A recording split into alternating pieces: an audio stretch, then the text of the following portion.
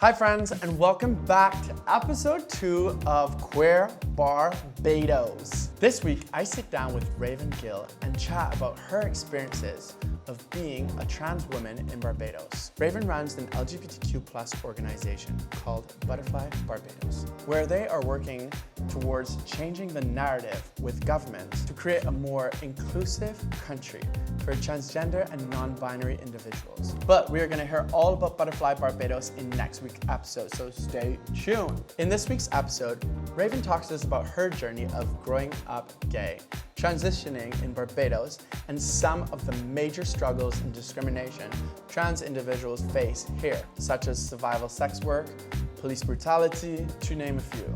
We are going to understand life in Barbados from Raven's lens and what made her into the person that she is today.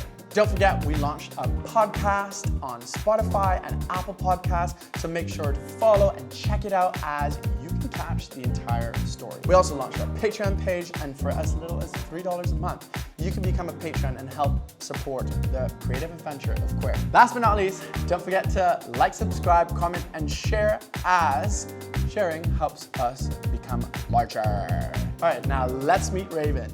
Hi, my name is Raven. I'm 29.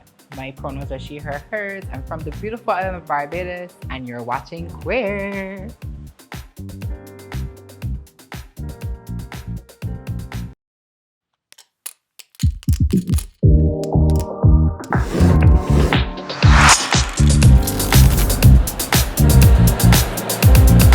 What was it like growing up in Barbados for you? I grew up in town, Baxter's Road, Westbury Road.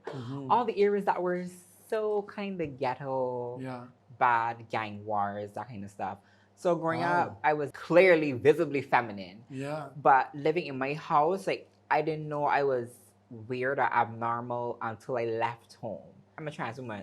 My sister is a trans man. Really? Yes. Wow. So it's a very LGBT friendly, conscious, accepting family.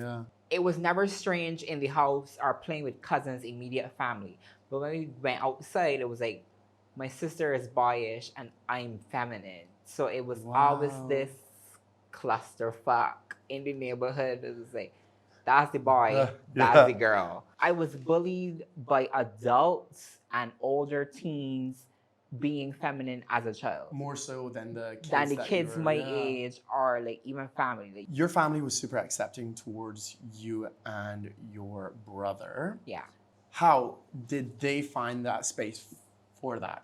My mother is very masculine presenting. She has a low haircut, dresses in loose clothing. So they would always say my mother likes girls as well.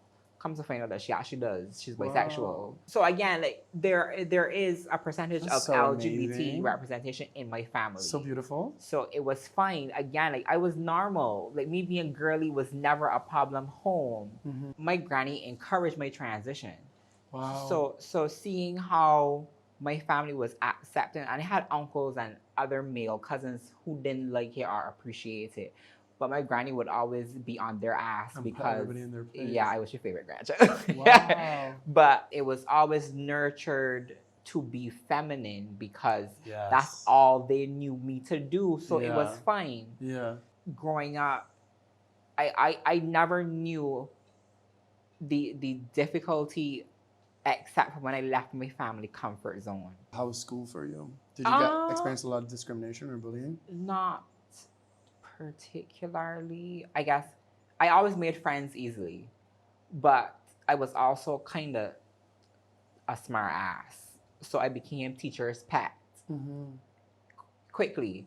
So then if I did something, I would run to the teachers, and if they were trying to pick on me, the teachers would correct them for it.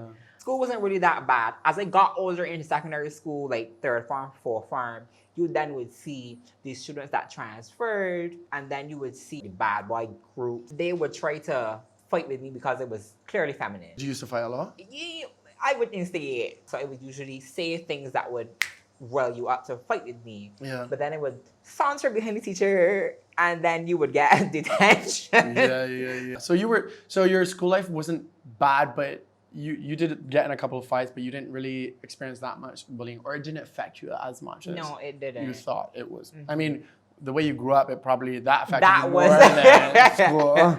Yeah, growing up as a child was a lot more traumatic and rough. Yes. So like it prepared me for secondary education. school. Yeah, exactly. And when did you first know that you were part of the LGBTQ plus community? Playing it back in my head now, as a child, remembering them teasing me from like 4 or 5 that I was girly. I knew that I was clearly more girly than the regular boys. Then I started to braid hair. So I knew these are things that boys normally didn't do. And then it was Toonami on Cartoon Network. So at 4 o'clock, we would run home from school. I would always be interested in Sailor Moon. I never found any interest in Dragon Ball Z. Yeah. So that's how I knew that I was to be there. How did you first start to explore being trans? Was there representation? Did you start looking online? Being trans came a lot later in life. So I went through my whole entire teens identifying as gay. Okay, yes. So then, while I was like 16 at school, getting ready to leave school, I used to pass through town and I saw Didi working at the jewelry store in Switzerland. Yeah. And Didi was always this ball of light, this rainbow and roses. She always gives off this energy. And every evening I would pass, I would just stare and she would be like, hello, how are you? Hi, good evening. And then one day I just stopped and I said, hi. And she was like, oh, you got manners. You just pass it every day. And then she started to read me. She was like, oh, you just pass it every day speaking. You just angalang. I was like, yeah, I don't know how to interact with you because I just see you and it's just so strange to me. But I guess she could see me, the real me. And she would just try to make me feel comfortable and talk with me. Yeah. So on my 16th birthday, which was a couple months later, she came by my house, blasting music, driving her car, and she gave me a guest purse and a guest bag. Wow. And we had only known each other a couple months, and I still have those to this day. So those were your first, like, I guess, in the constructs of society, like female items that anybody has ever given you. After I met Didi, I understood what trans was. Yeah. I didn't see it before. I didn't know trans people existed. Skipping to finish secondary school, went to cosmetology school, and that was the last time I wore male clothing. Wow. How was that first time you leaving the house in female clothes? So at night, there were parties. There were gay parties. Is this like an undercover gay party? Yes. It was like there were gay parties and you only knew about it if you were in the community. And I had bought some pack hair premium, now the colored one. I did a multicolored bang, deep V-neck shirt, chest flat and hard. And skinny I hope jeans. you have a photo so I can put it up. Definitely not. There was just this variety of different people, feminine, masculine, trans, black, white, and it was so liberating. And then I had to go home and back to normal, back to the male clothes restraint. That must have been such a special moment for you to be in a space where you're like, there's so many beautiful, different queer people in one spot. In Barbados, that's super homophobic. Yeah. And then you're like, to have this much liberation and freedom in a space must be so like powerful for you. And the parties used to have at least 150 people. At least. What? Yes. It was good. That is insane. I never even knew that there was that many people in Barbados that are outwardly queer. And maybe not, but not maybe, yeah. It's like down low stuff. Yeah. In the closet. Yeah. So how did your family handle your clothing transition? I had an aunt that used to go to New York twice a year. So her niece met me once and she was like, oh, she's a little girl. And my aunt laughed and the other aunt got vexed. The aunt that went to New York, she would sneak me back American Apparel t-shirts, Aeropostale t-shirts, Forever 21 jeans. And I didn't have long hair at the time, so she would buy me these very colorful scarves that I could tie up my hair and create this huge bun at the back. I gradually started to wear the female tops with the boy jeans. And then there came the time when skinny and close fitting was in. So I got rid of all of the baggy pants and I was wearing all the girl skinny jeans. And at that time, I didn't know that you could tell the difference in jeans by the pockets. Yeah. So women pockets are shaped different to guys' pockets. So shallow, yeah. my aunt was like, "You got a girl pants?" I was like, "No, this is just a regular skinny jeans." And I was like, "All right, I get my granny." So my granny and my aunt lived 5 minutes apart. So I would alternate houses. Anytime there was conflict, you were like, bye-bye, bye-bye. Quick. Nice. So yeah. Let's talk about your initial transition. Is there a lot of resources in Barbados for trans people, like when you started your transition, that you went to or found help? No. My family has a business. They have a laundry, and there was a trans woman who's a sex worker who worked for them. Wow. That trans woman would always speak to me, but I was terrified of them because I didn't understand. Do you think you were scared just because you were scared also to identify with them? Yeah. So, because then she would always say, "Hi, my girl." I just use this automatic, "I am a girl." Yeah. It always just, Like, don't talk to me like no, that. it was always very, you stay there. It definitely was something that resonated with me, that I was like, I wonder if I'm going to look like this. And I guess that transgender people in Barbados, at the time that you were transitioning, the stereotype for transgender people was probably sex worker too. Yeah, definitely, because it was only, if you cross-dress or you were trans, you only did sex work because you weren't able to hire it anywhere else. That's so time jump, meeting Dee Dee working at a retail store in town, the heart of town, was monumental because there weren't any trans women, trans people working in that is huge, actually. In mainstream retail. So then I would see her going to the pharmacy to buy all of these things, and I was like, "What is this?" And she was like, "These are started for getting babies." And I was like, "So why this person taking it?" And I come to find out it was birth control pills. So we don't have any set healthcare to guide your transition. What? So it's usually, let's say another trans woman in the community would say, "Okay, girl, will you take 4 birth control pills a day? In a couple months to a year, you're gonna see a little bee sting growing out your chest, and then your breast can grow. Wow, it gonna reduce your hair, whatever the case may be, like facial hair and that kind of stuff." But now, the organization I founded, Butterfly Barbados, we've worked in sensitizing and training doctors on how to prescribe medication, psychologists and therapists on how to help you get through the process of transitioning and not diagnose you mentally ill. When I started to transition, it was somebody said, "Okay, girl, so take this, take that." And then somebody else said, "No, that doesn't work, take this, take that." So it was based on personal interaction, personal results. So if you took Femian and your breast grew in 4 months and I tried Femian and it didn't work, somebody else is going to tell me try Celeste and tell me triple the amount. So initially we were all overdosing. So at one point, what was the most birth control pills that you were taking? 10. 10 a day? 10 pills a day. Okay, but is it healthy to that take is not that healthy. much? That is not safe. Because again, if you're doing it without any knowledge, you don't know the mark you're supposed to hit. So how many pills will actually do the job without you overdosing? And then overdosing is a foreign substance to your body. So your body rejects it or tries to get rid of it. And in trying to get rid of it, it works your organs over time. But also, like, birth control pills have a lot of side effects. Yes. And if you're taking 10 of them, you see the pamphlet, it says may cause nausea, diarrhea, heart attack, kidney failure, depression, acne, weight gain, acne, blood clots, all kind of things.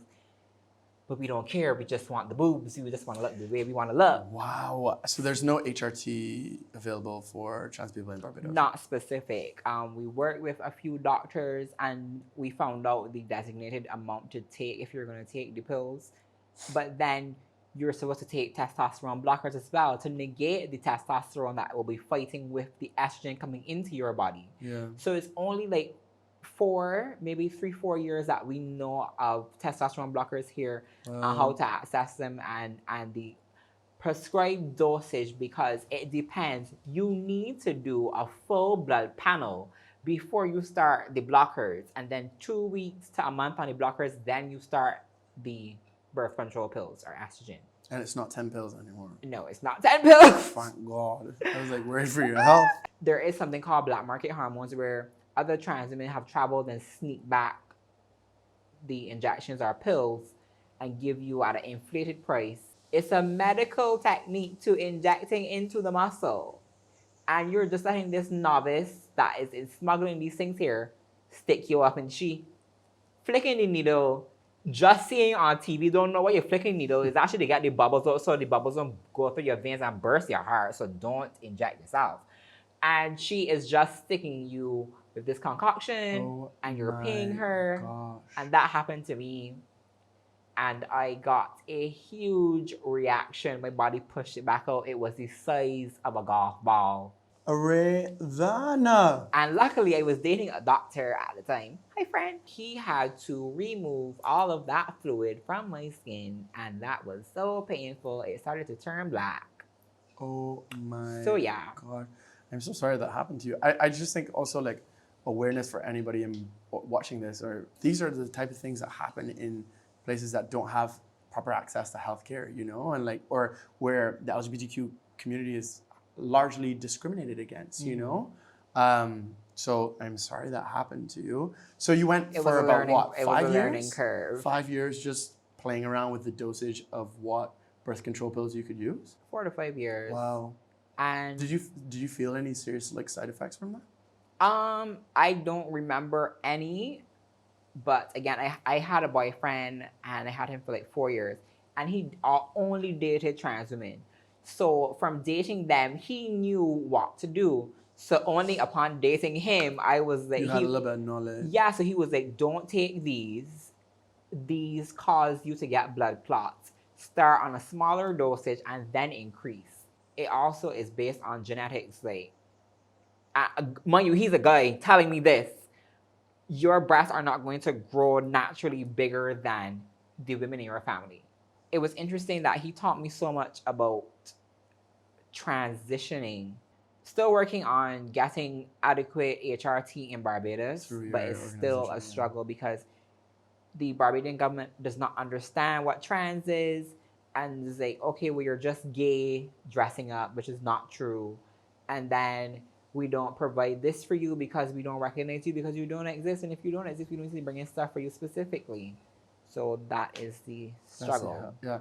The amount of birth control you must have been buying a month is super expensive, you know? And if a lot of trans women in Barbados don't have proper access to like finding jobs and stuff, how do people transition here? How do they afford to transition here? That is a struggle. Yeah. Most of the trans women here do sex work. Yeah. The ones that don't do sex work may find jobs doing hair, makeup, massage, sewing, making clothes, whatever the case may be. So there are a few little pockets that you can find money outside of sex work. But again, sex is survival sex work. You're not doing it because you want to. You're doing it because you need to live. You need money to buy food, to buy hormones, and these are to pay for rent. These are people that probably have like been kicked out of their family and don't have places most to of stay. them are homeless or on drugs and living in the dope holes. It's not easy because it's not widely accessible to have to find a job being trans and visibly trans. Because that's the other thing. Like, if you're gay and flamboyant, they maybe will accept you, they maybe will tolerate you because you're still presenting male. But from the time you blur the lines, it's a problem. So they don't want to hire you, or they'll force you to come work looking not how you identify. So it's always a problem. That's really hard. Are you noticing that a lot of like trans individuals that you meet, this is the route they're going, is towards sex work? The organization is mainly working towards changing the narrative with government so that the laws and policies can reflect the needs of the community. Right. So instead of us trying to give the community the tools to navigate life, we're trying to create the narrative where government acknowledges these people exist and put safety nets there. Jobs, healthcare, education, so they don't need to go to sex work. If you go to sex work, that's fine because sex work is work. Yeah, but you do it because you want to and not because you're forced to live. And Yes, I think that's so powerful because, you know, if that shift starts on the top, then you open up all this accessibility for trans people to find proper jobs, find proper living situation, and just be accepted in Barbados, right? Can we talk about the dangers you've seen within the trans community when it comes to being kicked out of your house and living on the streets? Luckily, I've been fortunate to have a accepting family, a Yeah. loving family, so I've not had to do survival sex work or be on the streets. People don't understand what it is to be trans. They think you're gay, and then when you're gonna be feminine is worse. The taboo is very much worse. So you kick out your child, and your child is forced to do survival sex work and exposed to HIV, STIs, people trying to kill you, people that are trying to trap you in drug use. The social disparities with being trans and being human is vast because when you're gay and trans in Barbados specifically, you're not seen as human. You're seen as something else. I know a trans woman, she was kicked out of home. I took her in for a couple months. She met a guy, he took her in and then started to pimp her out. And she contracted HIV. And when he found out, he beat her and then pimped her out some more. He didn't care that she wasn't getting antiretroviral treatment. He didn't care that her health was deteriorating. He just wanted to make the money because she was cute. She was very pretty. And You just saw her as an object. He just used her because she was an object. Yeah. The police brutalize them. The sex workers, they go and run them off the streets. Some of the police engage in sex work with sex workers and then turn around and take their money and put them in a holding cell till the next morning. Yeah, we have cases of that recorded in the system. And wow. So and the sex worker area is here. The police station is there. Wow. Literally 5 minutes walk or less. And when they're being shot at, when they're being stoned, the police is nowhere to be found. Do trans individuals in Barbados feel like it's not safe to go to the police to report cases, or do they feel discriminated against by police? Definitely. Gay men are treated badly by the police. Feminine gay men, it is 7 times worse for trans women. And I can share a personal story. So I got struck in my face the night after reggae on the beach. And when I was walking back home, there was this group of guys and 2 girls. 2 of the guys were calling out to me, my friend, I want to talk to you. So when one of the guys recognized me, he lives in my area. And he was like, that's not a woman, that's a man. That's a Bulla. That's a drag queen. Oh my God. And they turned around and started to look for rocks and bottles. Now, at that time, I always used to have pepper spray, and one of them threw the rock, and then I blasted him with the pepper spray full in his face. Then the other one charged at me. He had 2 bottles. He pelted the first one. I dodged it and blasted him. But then he put his hand over the eye that I sprayed and pelted the other bottle, and it hit me in my forehead. Oh my gosh. I had to get 7 stitches in my face, and they had to cut my hairline back. And when I went to the police station, I mind you, this happened 4 steps from the police station's door. When I told them about it, they said, oh, well, you want to be a woman, so you deserve this. And they told me to not let my blood drop on the desk, the front desk in the police station. So they did nothing about it? I had to get to the hospital by myself. And the fact that, you know, like, you're minding your own business, you're walking home, and because this one person said who you are from when you were younger, they resulted violence. That's the first thing that they do, even though you're minding your own business. And I was a good terrible distance from them that I could have kept walking and they would have turned off and we would have not had any interaction. They chased at me to get me. I'm so sorry that happened to you. That is traumatic. My heart is beating for you. That is so sad, you know, for like a service that is supposed to be keeping us safe as a community, and they don't even want to help human beings, you know? And the police, their motto is to protect, serve, and reassure. And they're not doing any of that. And you know who they're protecting? They're serving themselves and they're reassuring nobody. Yeah. Well, I'm very sorry that is the case, especially here where we need a lot of help within the LGBTQ community to feel safe, you know, in And such the a thing homophobic is, country. we've done sensitization trainings with the police. And it's Still no use. wow. The foot soldiers say, oh, you need to take that to upper and middle management. Middle management say you need the foot soldiers on the ground because they're your first line of contact. So you just keep getting passed around. Yes. Ugh, that is horrible. What do you think are the next steps for inclusion in the LGBTQ plus community? Getting away from antiquated, outdated, colonial social norms. Because Absolutely. let's say we get all the laws we want, all the policies amended, socially, culturally, there's still the homophobia and transphobia. We need to change the outlook of what is and what is meant to be. We need to change how we've been indoctrinated into thinking this is normal, this is abnormal, this is what we should do, this is what we shouldn't do. And once we get away from that brainwashing, I think you'll see the variety in which life can blossom across all tiers of society. I love that. You're absolutely right. Okay, what is one message that you would want to say to anybody else who's watching? What is in the way will become the way. And that means straight people that are against the whole LGBT movement. I think there's a gay agenda.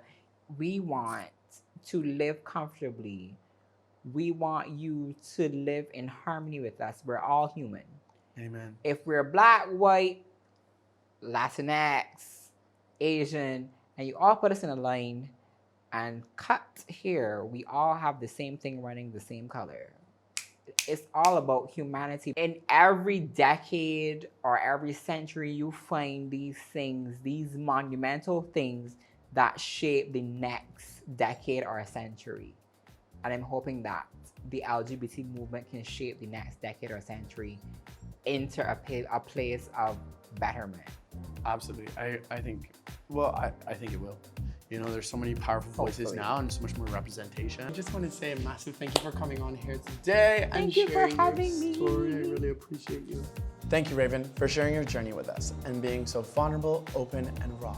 I appreciate you. From this episode, I've learned that Barbados still has a long way to go in the fight for equality of LGBTQ+ individuals. First of all, trans individuals need to be respected and recognized for who they identify as. Trans individuals are the most discriminated against on this island, facing police brutality, no proper healthcare to have a safe transition, homelessness, survival sex work, and serious transphobia from the community. And right now, the community is doing the best they can with the cards they've been dealt. If you're listening to this, or you've seen Raven speak today, I hope this episode creates some empathy towards trans women. And hopefully together, we can become better allies and help them fight for equality. For we can't be equal until trans individuals have equality. Again, thank you, Raven, from the bottom of my heart. See you in next week's episode as we talk to Raven about the work that Butterfly Barbados is doing. Ciao for now.